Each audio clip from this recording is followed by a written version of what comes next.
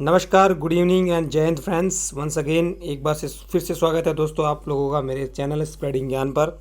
अगर कंटेंट अच्छा लग रहा है तो दोस्तों अपना थोड़ा सा समय दीजिए और चैनल को सब्सक्राइब जरूर करें, वीडियो को लाइक और शेयर जरूर करें। आपका एक लाइक मुझे बहुत मोटिवेट करता है और मेरे को मोटिवेट करता है कि मैं आप लोगों के लिए अच्छा और डीप कंटेंट जो है लेके आऊँ। तैयारी जोरों शोरों पर चल रही होगी। हमने दोस्तों सुप्रीम कोर्ट का जो आर्टिकल 124 है उससे लेकर 146 तक मैंने डिटेल के अंदर बता दिया था दोस्तों, ठीक है। उसके बाद हमने सुप्रीम कोर्ट का न्यायिक पुनरावलोकन भी पढ़ लिया था दोस्तों। आई होप सबने पढ़ लिया होगा। उसके बाद हमने दोस्तों कैट के बारे में पढ़ लिया है। उसके बाद हमने एनजीटी जो है आपका ग्रीन ट्रिब्यूनल उसके बारे में पढ़ लिया है। तो इसी कड़ी में दोस्तों आज हम पढ़ेंगे आपके राष्ट्रीय विधिक सेवा प्राधिकरण, या इसको क्या बोलते हैं, नालसा भी बोलते हैं दोस्तों। क्या? NALSA, national legal services authority. National legal services authority, ये जो दोस्तों हमने पढ़ा है इसके जो वीडियोज़ हैं उसका लिंक मैं डिस्क्रिप्शन में डाल दूंगा, आप देख लीजिए। चलते हैं आज इसके बारे में पढ़ते हैं। बहुत ही छोटा, बहुत ही स्वीट टॉपिक है, ज़्यादा डीप में नहीं है।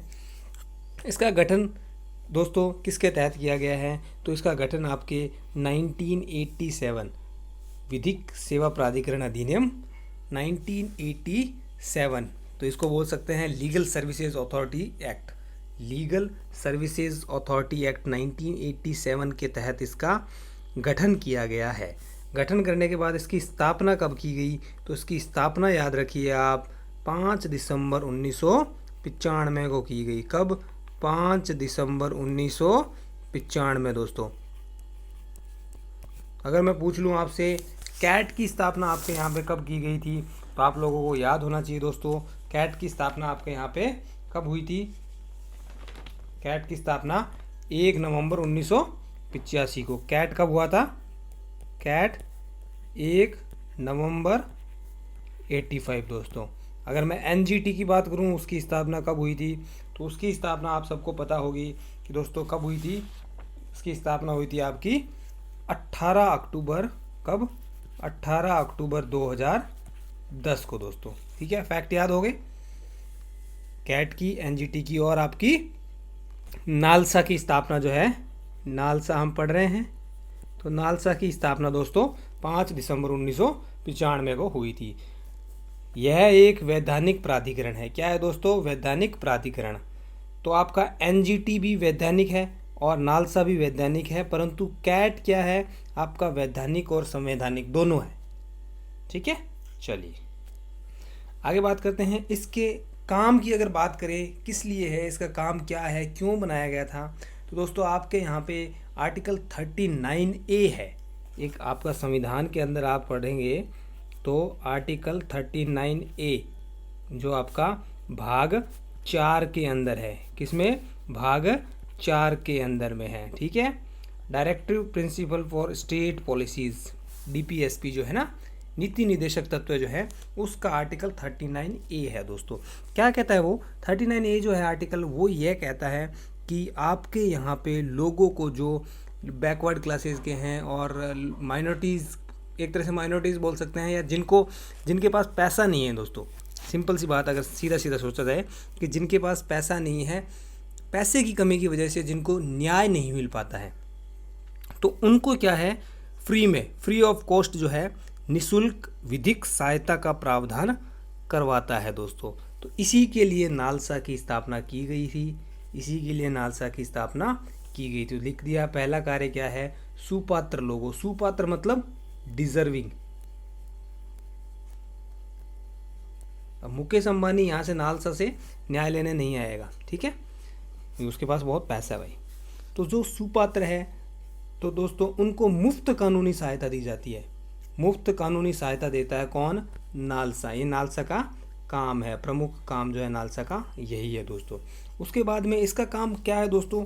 इसका काम है कि विवादों को, जो विवाद है लोगों के बीच में, उनको आपसी समझौते से, ऐसा नहीं है कि उनको मतलब मुकदमा चलाना, ये चलाना नहीं। नालसा का सबसे पहले कोशिश क्या करता है कि सौहार्दपूर्ण, मतलब दो पक्ष है, एक तरह से दो लोगों के बीच में अगर विवाद हैं तो उनको अगर आपस में समझा बुझा के अगर मामला सेटल किया जा सकता है, तो कोशिश यही रहती है कि समझा बुझा के और एकदम शांतिपूर्ण तरीके से मामले को निपटाया जा सके। ठीक है, चलिए इसका क्या है, लोक अदालतों का संचालन करना भी इसका काम है। लोक अदालत जो है अभी हम पढ़ेंगे थोड़ी देर में, लोक अदालत का संचालन करना भी इसका काम है, और लोगों में कानूनी जागरूकता लाना भी नालसा का काम है। तो मुफ्त कानूनी सहायता देना, सौहार्दपूर्ण ढंग से निपटारा करना, लोक अदालतों का संचालन करना और कानूनी जागरूकता लेके आना, ये इसका प्रमुख काम है दोस्तों। अब मुफ्त कानूनी सहायता पाने के पात्र कौन है? ऐसा तो है नहीं कि हर कोई मुफ्त कानूनी सहायता लेगा। तो दोस्तों याद रखिए, इसमें से आपसे क्वेश्चन पूछा जा सकता है कि मुफ्त कानूनी सहायता के पात्र कौन है या कौन नहीं है करके। तो महिलाएं और बच्चे, SC ST, अनुसूचित जाति और जनजाति के सदस्य, औद्योगिक श्रमिक, काफ़ी इंपॉर्टेंट है, याद रखिए। बाकी सब तो आपको सब पता रहेगा। औद्योगिक श्रमिक जो हैं वो दोस्तों आपके नालसा के एक्ट के तहत मुफ्त कानूनी सहायता पाने के पात्र हैं। आपदाओं, हिंसा, बाढ़, सूखे, भूकंप और औद्योगिक आपदाओं के शिकार लोग, दिव्यांगजन भी इसके पार्ट है, हिरासत में रखे गए लोग, और ऐसे व्यक्ति जिनकी वार्षिक आय 1 लाख रुपए से अधिक नहीं है, वो भी हैं दोस्तों। और बेगार अथवा अवैध मानव व्यापार के शिकार, बेगार अथवा अवैध मानव व्यापार के शिकार जो है दोस्तों वो भी है। ठीक है, चलिए ऐसे व्यक्ति जिनकी वार्षिक आय, अभी इसको बढ़ा दिया है दोस्तों, ठीक है, 5 लाख कर दिया है। कितना कर दिया है? 5 लाख है। तो अभी आप ये फैक्ट याद नहीं रखेंगे, 5 लाख कर दिया है दोस्तों। ठीक है, चलिए आगे बात करते हैं। मुफ्त कानूनी सहायता से आप क्या समझते हैं? मुफ्त कानूनी सहायता किस तरह की मुफ्त कानूनी सहायता है? दोस्तों अगर किसी कानूनी कार्रवाई में कोर्ट की फ़ीस नहीं लगेगी और अन्य जो भी उसके जो टैक्सेस वगैरह जो होंगे वो नहीं लगेंगी, उसको अदा नहीं करने हैं। ठीक है, कानूनी कार्यवाही अगर होती है और लंबी चलती है तो उस दौरान वकील जो होगा उसकी फ़ीस भी नहीं लगेगी, मतलब वकील भी आपको फ्री ऑफ कॉस्ट दिया जाएगा। ठीक है, कानूनी कार्यवाही में आदेशों आदि की प्रमाणित प्रतियां प्राप्त करना, मतलब जो आपका कोर्ट ने जो ऑर्डर दिया है उसकी जो कॉपीज़ वगैरह है, ठीक है, उसके बाद में दस्तावेज़ों का अनुवाद, छपाई सहित पेपर बुक तैयार करना आदि जो है वो फ्री ऑफ कॉस्ट है दोस्तों। इसके अलावा एक और फैक्ट याद रख लेते हैं कि इसकी जो सीक्वेंस है उसमें हेड कौन रहता है? तो जो राष्ट्रीय विधिक प्राधिकरण है आपका, राष्ट्रीय विधिक प्राधिकरण जो है वो हेड उसके कौन रहेंगे? CJI रहते हैं, चीफ जस्टिस ऑफ इंडिया। उसके नीचे आपका क्या आएगा दोस्तों? राज्य विधिक प्राधिकरण आएगा। क्या आएगा? राज्य विधिक प्राधिकरण। और उसके क्या रहेंगे आपके? जो हाई कोर्ट के चीफ जस्टिस रहेंगे, हाई कोर्ट के चीफ जस्टिस जो होते हैं दोस्तों वो उसके हेड रहते हैं। और उसके नीचे जो दोस्तों क्या आएगा? जिला वो आएगा विधिक प्राधिकरण। तो उसके मुख्य न्यायाधीश कौन रहेंगे आपके?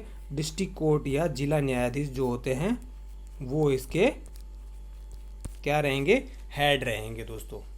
तो ये आपका यहाँ पे मैंने नालसा जो है एकदम कंप्लीट हो गया, एकदम छोटा सा टॉपिक है, पढ़ के जरूर जाइए दोस्तों, और अपना टाइम निकाल के चैनल को सब्सक्राइब करिए, वीडियो को लाइक और शेयर करिए। Bye bye, take care.